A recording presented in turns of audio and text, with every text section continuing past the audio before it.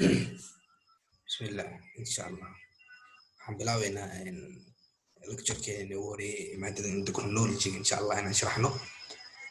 وحنبلاو دون شرحات إنك بينه مادة endocrinology كده 10 وخمسين 10 كيلو وري بكشرح دون. مركا 10 كان نوري وintroduction أصلا endocrinology endocrine وخمسين تسعة كانت hormones هكذا شرح هذا endocrine أساس أوجد endocrine markii la fiiriyo waa systemka labaad ee jirka dhan control marka laga soo tago neerfaha jirka laba system aa controlaan nervous system oo ku controlo through nerves iyo neurotransmitters iyo endocrine oo significantly ku controlo through hormones. Hormones marka maxaa la yidhaha hormones waxaa loo tixgeliyaa biochemical messengers waxaana soo saara specialized secretory cells soo saaran cell hormones ka soo saaro waxay ayaga ku gudbi karaan laba qaabood dhowr qaab u gudba effectooda u suubiyaan effectooda qaabkooda u suubiyaan waxaa waaye in endocrinal effect la sameeyo inay raacaan blood flow kabacdina effectooda target cells ku tagaan saas target cells kuwa effectooda sameeyaan. Number 2 waxaa la dhahaa paracrine cells waa cell inuu soo daayo oo adjacent cells ka toos ula falgalaan iyagana actionkooda ka bilaabaan waxaa laga yaqaanaa noocaas paracrine cells. nooc kala jira iyada naftirkeeda ah cell inuu soo daayo oo isiga ay naftirkiisa ay ka shaqo ka qabtaan ama action ay ku sameeyaan waxaa laga yaqaanaa autocrine iyadana waa self no cell isku sameeyo stimulation ama inhibition autocrine la saddexdaas way affectooda inuu sameeyaan. Hormones ku waxay ahaan karaan different classes oo ay ahaan karaan oo waxyaaba laga sameeyo macnaha daawooyinkan way ka sameysmaan sidoo kale different classes ay noqdaan sida polypeptide inay noqdaan glycoprotein ay noqon karaan steroid hormones ama amines protein iyo monosaccharides iyo xawaay fatki intaba steroids inta way ku noqon karaan noocyadooda kala duwan. Hormones ku xilliga waxaa loo yaqaan biological rhythm of hormones jiro oo ah inay leeyihiin xilliga kacaan iyo xilliga hoos u dhaca inay leeyihiin cyclekaas. waxaa jira marka circadian rhythmkaas waxaa loola jeedaa hormonal change oo 24 saac kasta dhaca la circadian rhythm day iyo night cycle waxaa ka yimid marka Latin word waa word kan la yaqaan circadian waxaana waay day isbeddelka hormoonka ku dhaca marka important ugu muhiimsan ee hormones kan waxaas ku dhaca waxaa waaye cortisol oo kala kamid growth hormone kamid melatonin kamid hormoonada noocaas aad isku beddelaan cortisonka oo kale wuxuu aad u badan yahay oo qofka jirkiisa ku badan yahay wax loo yaqaan wixii ka dambeeya haweenka waqtiga dambe 10 saac weynimo ilaa subaxdii 2 saac hormoonada xilliyada la kala qaadayo waxay leeyihiin wax loo yaqaan importance oo ku saabsan inaad iska eegtid xilliyada hormoonka qaadaysa xilli badan yahay taa qaadid badnaasho ku soo saara marka in oo jiro dysregulation ama in oo problem jiro hormoonka waxaa lagu ogaadaa xilliyadaas inaad taqaan oo xilligu badan yahay iyo xilligu yar yahay kala fiiriyo labadaba la fiiriyo. marka mani hormones waxay iyaga hormones qaarkoodna waxaa lagu qaadaa qaabka meesha waxaa kaga hadlaynaa hormoneska qaabkay u kala macnaha circulation ku raacaan qaarkood waxay ku dhagaan unbound free ayagoo ay blood ka raacaan qaarna waa la qaadaa sida thyroxine oo kale waxaa qaado TBG wax la yiraahdo oo ah thyroxine binding globulin thyroid hormone laga soo daayo thyroid gland laga soo daayo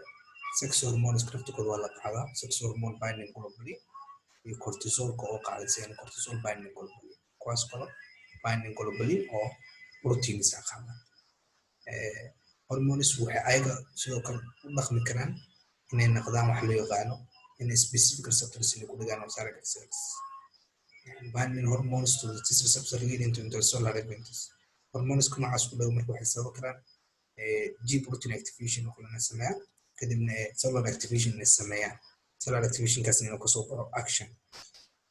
Hormones kuma noocaas receptor ku dhaw sida neurotransmitters oo kala iyagana jiro hormones kaas marka waxa waaye cell surface or membrane receptor iyo nuclear receptor surface ku naqaana cellka receptors kiisa laba meel bis ku kala yaalaan markaan ka hadlayno midna waxa waaye inay cell receptors ka inay ku yaalaan wax loo yaqaan cell surface ka marna waxay ku yaalaan nuclear receptors cell membrane ku yaalaan ama nucleus ku yaalaan cell membrane waxa ku yaala kuwa lipids ka waxa ku yaala kuwa proteins ka badanaa kuwa lipids ka ku yaala wax loo yaqaano nuclear ka ku yaala brain. Common mechanism of hormone receptor action waxaa kamid ah marka G protein capsid receptor inay activate gareeyaan most peptide hormones badanaa peptide original oo peptide derivative ka waxay sameeyaan ay ku dhegaan wax loo yaqaan receptor oo ku yaalo wax loo yaqaan cell membrane G protein receptor waa jeegina waa transmembrane receptor ajayigan oo growth hormonka iyo wax loo yaqaan insulin growth factor 1 ayagana ku dhegaan receptorkaas ay u adeegsanayaan growth hormone receptors lipid soluble molecules sida steroid ka thyroid hormones ayagana receptors kaasi ku dhegaan oo G protein capsid receptor. Common secondary messenger involved with this cascade secondary messenger receptor marka ku dhegaan receptorka ay activate gareeyaan cellular activation kadib secondary messenger saarada secondary messenger waxa uu aansa cyclic AMP waxa kamid ah adrenocorticotropic hormone luteinizing hormone FSH iyo parathyroid hormone in la soo deeyo calcitonin phospholipid system thyroid releasing hormone vasopressin angiotensin waxay kamid yihiin ayagan secondary receptor marka receptorka lagu dhago secondary cascade dhaxan la activate gareey ama la soo badiyo kuwan ama la yareeyo badana kuwa la soo badiyo waa tyrosine kinase and other cellular kinase jarigana insulin growth factor oo out regulation sameeyaan tyrosine out phosphorylation sameeyaan tyrosine kinase. The sensitivity and the number of the receptors of the certain hormones are often declined after prolonged exposure to the high hormone concentration. Down regulation. Laba option meesha jira wax loo yaqaan up regulation iyo down regulation ka hadlayna. Down regulation maxaa marka hormoonka markii oo receptorska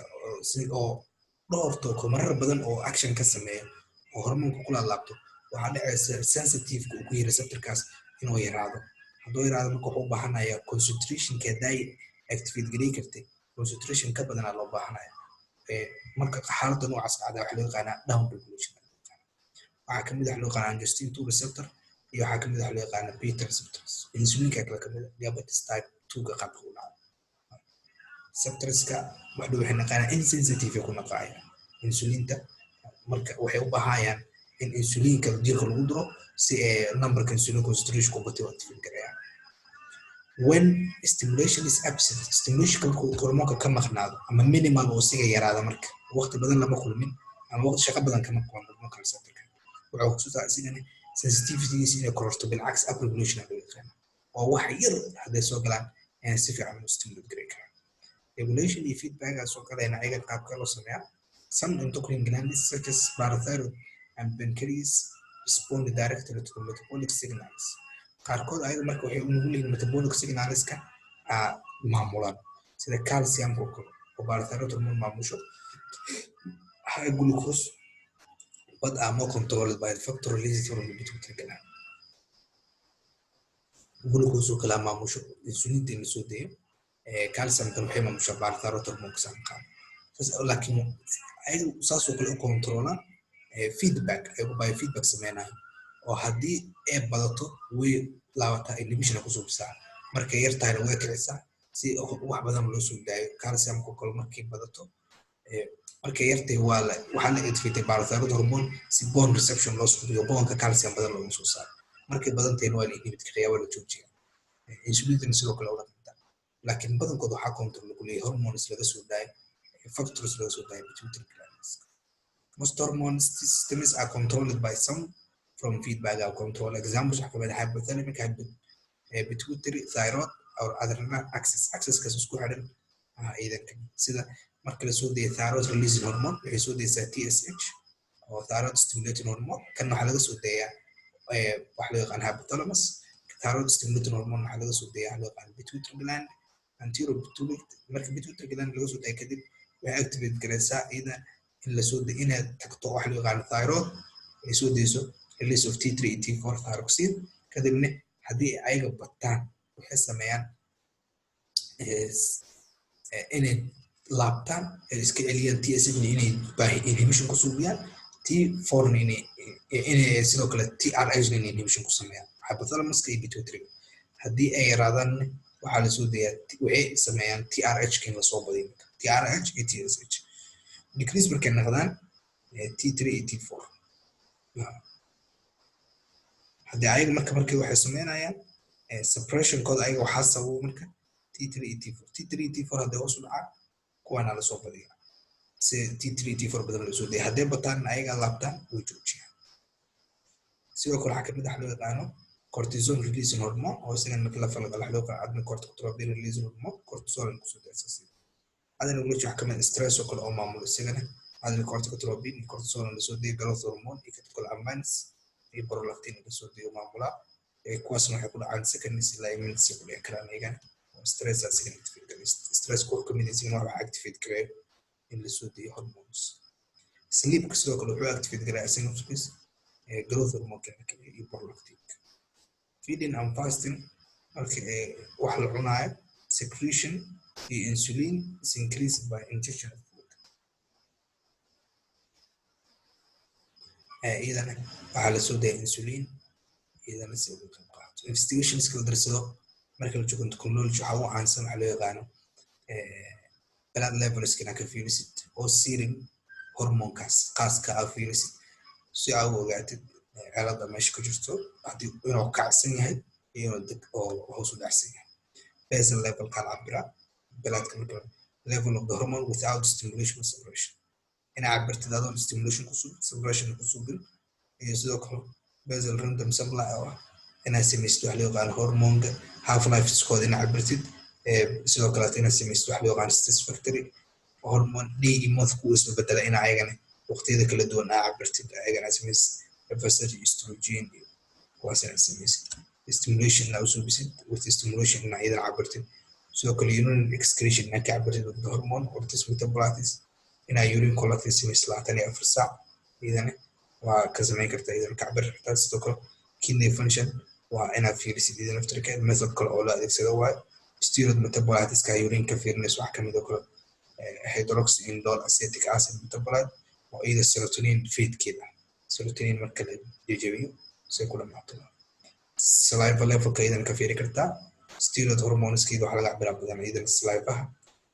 it may be used generally in stimulation suppression or stimulate glycid ama suppression kusuus hormoonka idan ay cabirtid cortisol ka iyo loo adeegsan kara idan waqtigiis kala duwan adoo fiirinaa sidoo kale imaging studies ma kartaa oo kamid ah MRI CT scan pituitary adrenal gland parathyroid glands and symmetry sonography